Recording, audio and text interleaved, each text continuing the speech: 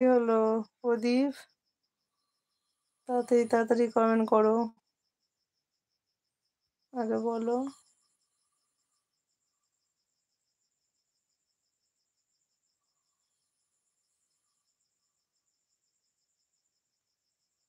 আমি তো আজ পর্যন্ত কোনদিন কাউকে দেখাইনি। বলো প্রদীপ।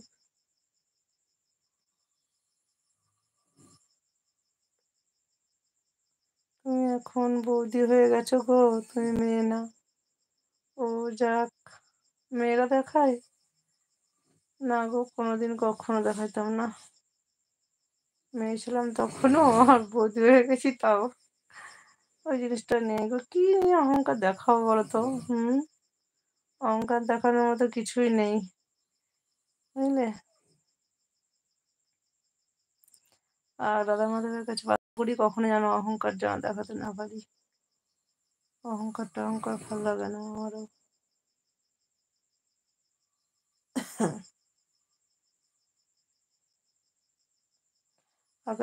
আগামী যশ শর্মা, আগামীকাল আমাকে দাদার সাথে দেখা করতে হবে। বেশ আছে, দেখা করবে। যশ শর্মা দেখা করবে গো, সময় মতো আসবো নাও। সময় মতো লাইভে আসবো, ঠিক টাইমেই আসবো।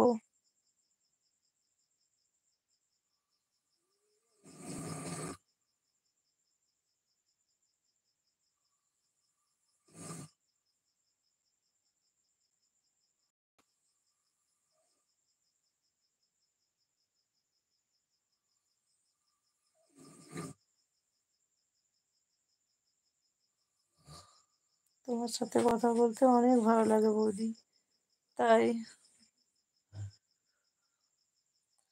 তাহলে তুমি শহরের মেয়েদেরকে কেন নিন্দা করছো? শহরের মেয়েদের জন্য কেন খারাপ বলছো?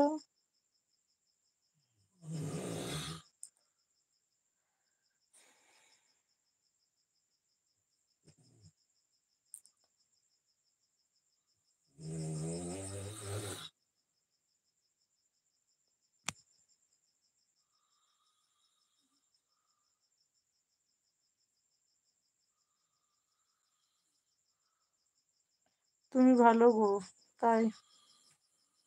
হ্যাঁ, আমার সামনে এখন কি বলবে? সামনে তো আমাকে বলতেই হবে ভালো, তাই না? আমার সাথে কথা বলছো যখন, আমাকে তো বলতেই হবে।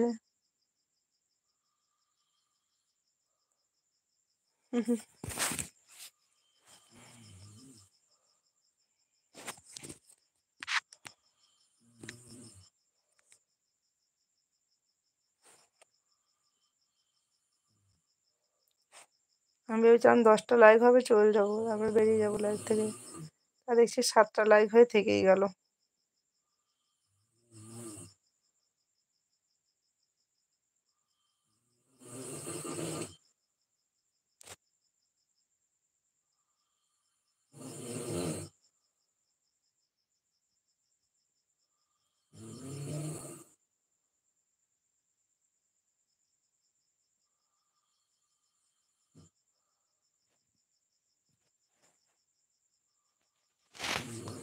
বলো প্রদীপ।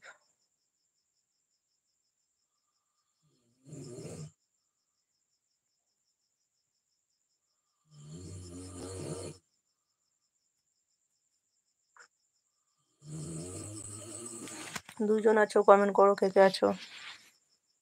আর যদি নতুন বন্ধু হয়ে থাকো, স্ক্রিনে ডবল টাচ দিয়ে একটা লাইক করো আগে, তারপর কমেন্ট করবে।